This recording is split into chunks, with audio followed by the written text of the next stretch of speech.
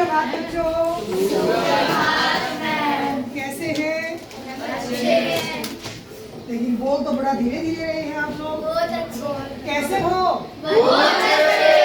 बैठ जाइए।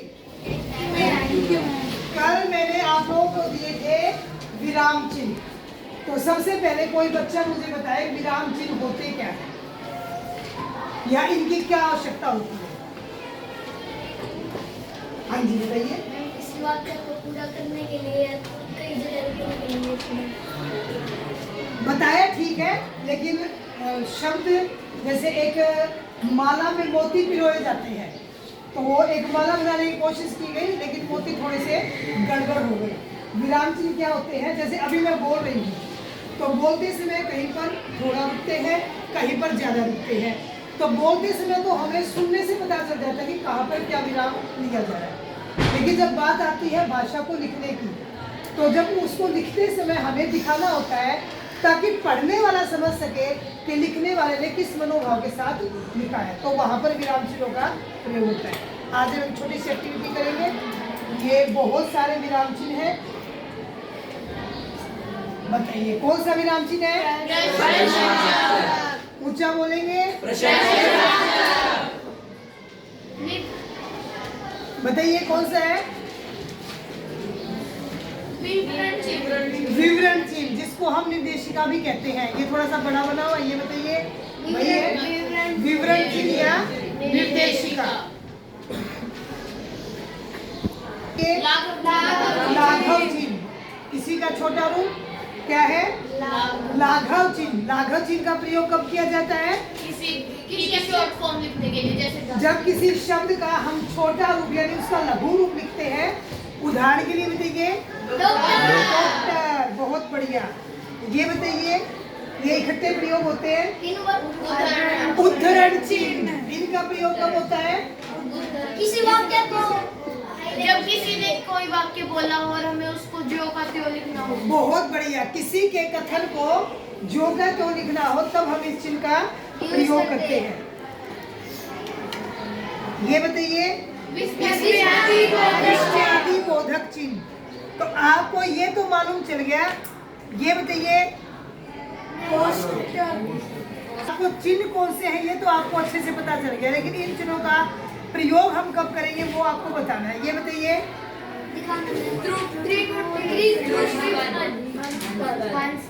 हंस पद।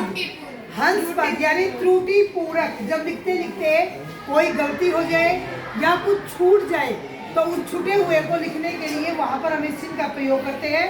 और उसी के साथ वाली लाइन पर हाशिए पर, जिसको इंग्लिश में हम मार्जिन कहते हैं, आपकी कॉपी में लगा होता है, वहां पर हम उस शब्द को लिख देते हैं जिसे पता चल जाता है कि इसको इस लाइन के साथ लिखना था। तो अब आप मुझे लगाकर दिखाएंगे। देखिए बोर्ड पर मैंने कुछ वाक्य लिखे हैं, ठीक है? प्रियांशी आए, जल्दी आप बताइए। आहा कितना सुंदर मौसम है। शाबाश। ये कौन सा चिन्ह लगाया आप बताइए?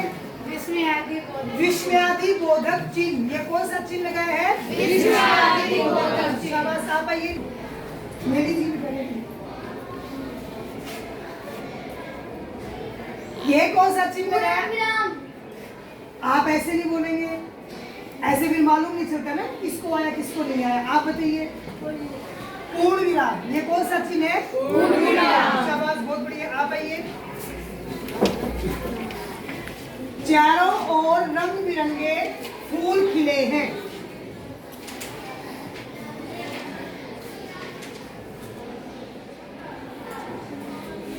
आप काट कर चिन्ह बना भी सकते हैं तुरंत, अगर नहीं है तो छोटा कर लीजिए इसे।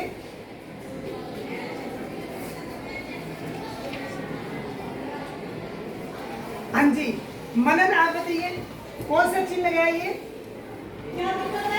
आप बताइए योजक चिन्ह। बहुत बढ़िया। आइए इधर आप आइए। अगर चिन्ह नहीं मिल रहे हैं तो आप यहाँ से बना सकते हैं तुरंत। मैंने रख दिया है, आप देख लीजिए।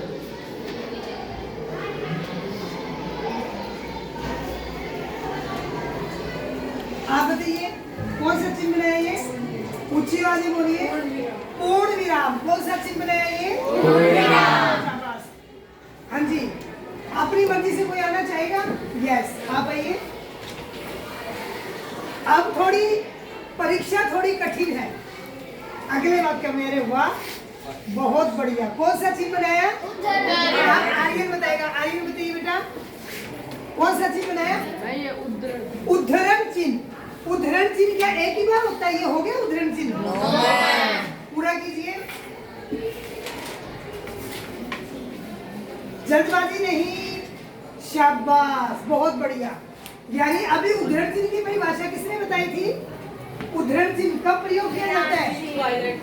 जब किसी की बात हमें ज्यों की त्यों लिखनी हो तब इसका प्रयोग किया जाता है। बहुत बढ़िया। जब किसी की बात तो उद्धरण चिन्ह का प्रयोग किया जाता है। अब देखिए, इसको मैं पढ़कर सुनाती हूँ, हालांकि अभी इसके बीच में और चिन्ह आएंगे, अभी देखते हैं। लेकिन अर्जुन, तुम मेरे वचनों का पालन करो, उठो, शस्त्र उठाओ, शत्रुओं पर वार करो, श्री कृष्ण ने मोहग्रस्त अर्जुन से कहा।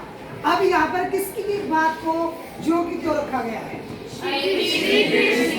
श्री कृष्ण की बात को जो की त्यों रखा गया है? आप बताइए, श्री कृष्ण ने किससे कहा है?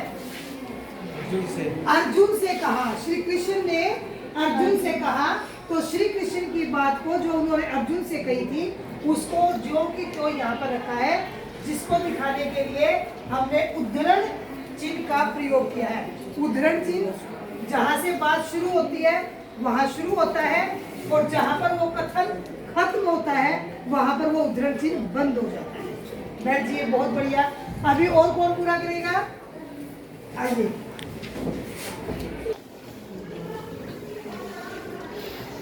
अगर इससे बने हुए चिन्ह नजर नहीं आते तो आप चिन्ह बना भी सकते हैं।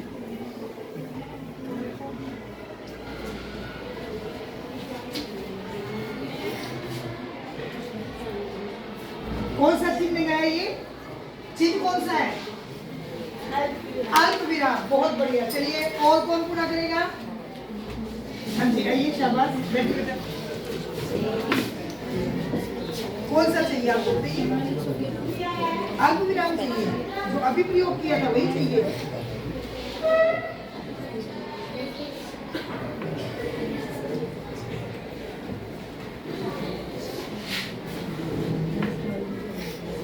शाबाश। ये कौन सा चिन्ह बनाया? अल्प विराम। अब देखिए, बैठिए। अब उद्धरण चिन्ह से पहले भी अल्प विराम का प्रयोग किया जाता है, जहाँ पर उद्धरण चिन्ह शुरू होता है। ठीक है, तो यहाँ से हुआ तो यहाँ अल्प विराम आएगा। उससे पहले अगर श्री कृष्ण जी पहले लिखते हैं तो ये कहाँ आ जाएगा? इधर आ जाएगा, और यहाँ से शुरू होगा। लेकिन यहाँ पर ये खत्म हो रहा है तो यहाँ पर क्या आएगा? अल्प विराम। और चिन्ह भी रहते हैं। आइए, होती है, डरना नहीं होता। आप ये मत सोचिए कि गलत हो जाएगा, कोई बात नहीं। गलत करोगे तब तो सीखोगे। क्या चाहिए बताइए मुझे? ये क्या है? तो इसको पूर्ण विराम अपनी कक्षा में इतना बड़ा पूर्ण विराम कौन बनाता है? कोई बनाता है ना? उदित आया नहीं आज? कहते हैं पूर्ण विराम बड़ा क्या करो। अभी इसमें आपको पूर्ण विराम बनाना भी मैं आपको सिखाती हूँ कि पूर्ण विराम का जो साइज है वो कितना होना चाहिए। देखिए, ये शब्द हमारा इतना बड़ा है, अब इसका साइज कितना होना चाहिए?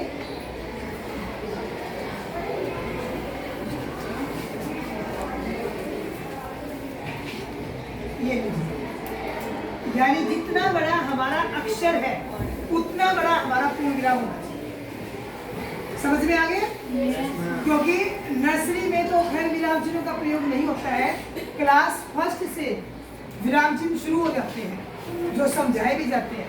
तो वहाँ पर ना जाने आप बच्चों को कैसे गलत आदत पड़ जाती है, जिसकी आदत बड़ा बनाने की पड़ेगी वो बड़ा ही बना रहा है, और कई बच्चे बहुत छोटा ही बनाते हैं। तो उसका एक स्टैंडर्ड साइज होता है, एक मानक आकार होता है, उसका लंबाई होती है कितनी, कि जितना बड़ा हम जो अक्षर बना रहे हैं उतना ही बड़ा हमारा पूर्ण विराम है।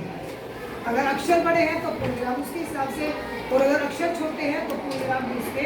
और यही साइज रहेगा प्रश्नवाचक का, यही साइज रहेगा विस्मयादि बोधक। और रहते हैं अभी तो। बताइए अर्जुन के बाद क्या आना चाहिए? अर्जुन अर्जुन के बाद क्या आना चाहिए? विस्मयादि बोधक। अर्जुन के बाद क्या है? विस्मयादि बोधक। क्योंकि पुकारा है ना, जब किसी का नाम लेकर बोलते हैं तो वहां भी क्या आता है? विस्मयादि बोधक चिन्ह आता है।